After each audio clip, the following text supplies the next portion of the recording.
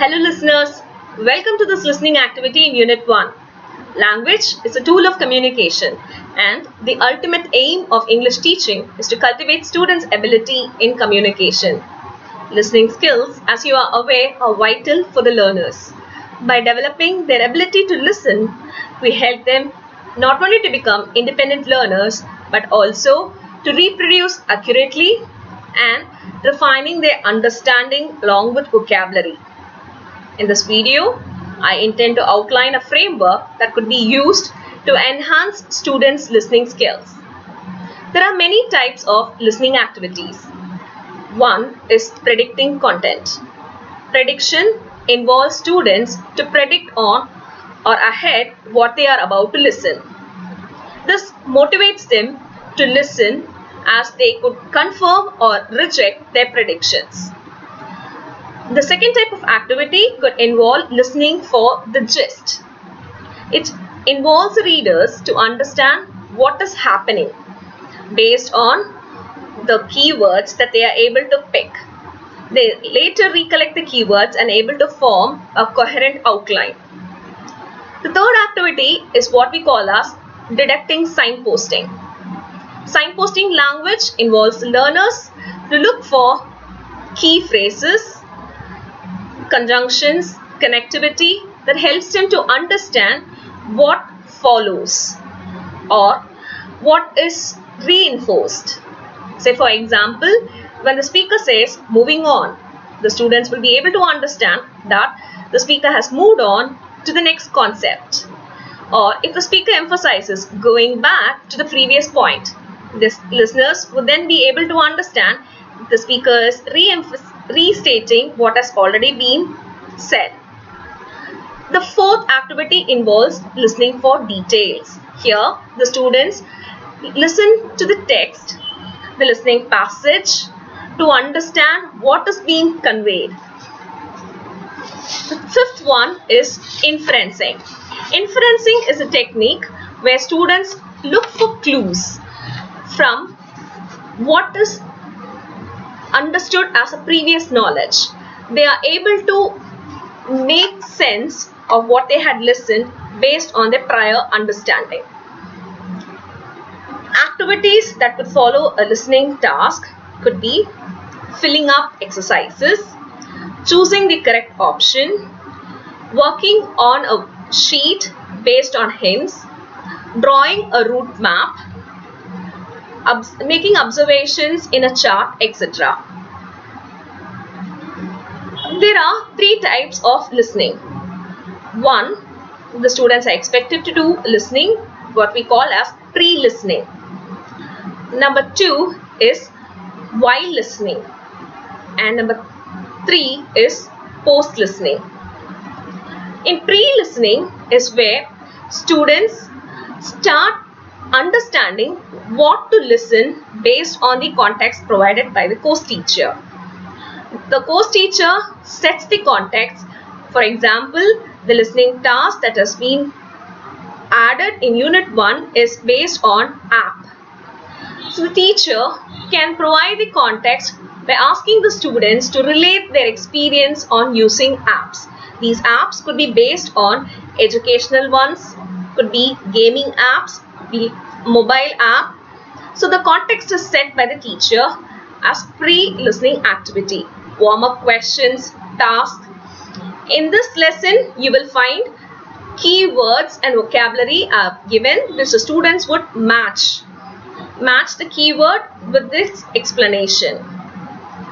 While listening, students are expected to listen attentively without any distractions, note for keywords, key phrases, signposting language, and the tone of the speaker. Post-listening involves activities. In the lesson, we have included MCQ questions, fill in the blanks, and short answers. So based on the listening passage, students would be able to answer those questions. There are difficulties which one ought to recognize and overcome. These could be some of the strategies which I have listed in the slide. One, reducing distraction. We cannot afford to have distraction while listening. Especially in online classes, it is advisable for the students and to insist upon that their audios ought to be muted. Number 2 is connectivity. Both the students and the teachers should have good connectivity, good bandwidth, to have good sound quality to be played during the class. It could either be an audio or a video. Repetition. Repetition is important because every audio or video or has to be played twice, and students will be told about it, that the video recording will be played a second time, so that needlessly they not be anxious about it. Recording your own audio. Both the students and the faculty can record the audio.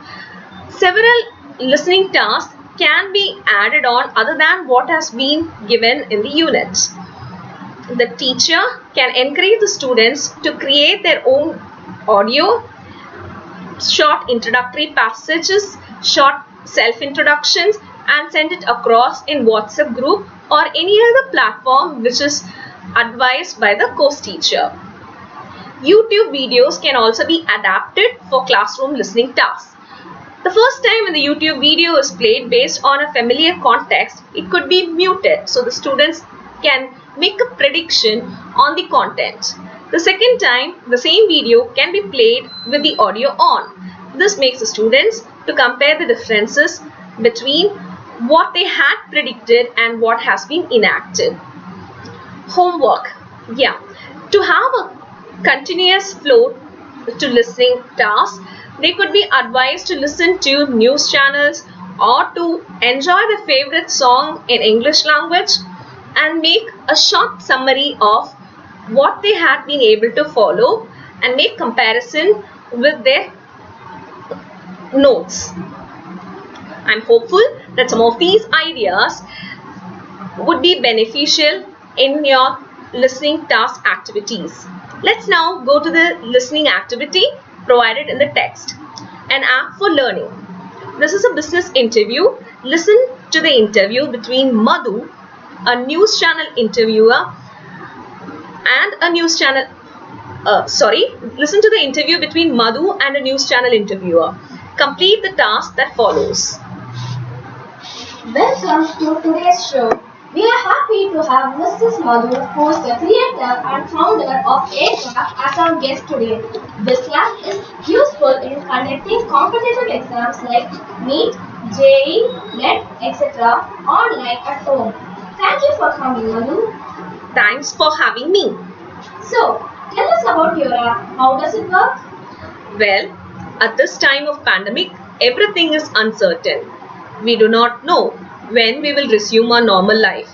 We cannot forego an academic year because of COVID-19 situation. Online classes are in full swing for schools and colleges.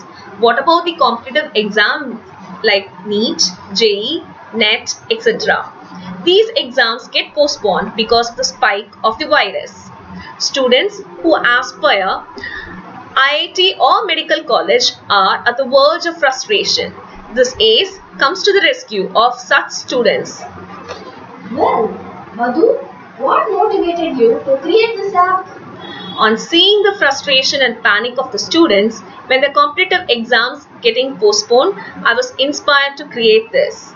Certainly, this will be useful at all times for exam conducting bodies like NTA, National Testing Agency, to conduct exam without much infrastructure and manpower. What are the features of this app? Students' register number, mobile number, digital signature, and photo are interlinked. Even one of the above does not match, the student will not be permitted to write the exam. It is digitally secured. Madhu, what do you say about its credibility? This app will not permit electronic goods like mobile, calculator, etc. around 8-meter distance, and so help from the internet is restricted. Moreover, when the app is activated, camera in your mobile will be on till the end of the exam, and this prevents human help. This also ensures its credibility. This sounds really good. Madhu, how did you come up with this idea? Well, I have my personal experience. My son's NEET exam is getting postponed month after month because of pandemic. My son feels it would have been better if he had to take up the exam at home on time. As a mother, I also felt it would be better to write the exam without being exposed to the virus. This gives me the determination to come out with the app. What is your future plan? We have just secured some funding and hope to expand the services to conduct home-based online semester examination for arts and science colleges. We wish you the best of luck. Thanks again for coming in. Madhu's Air app is available for both Apple and Android devices. Next week we will meet for another business interview. Have a great week. Thank you.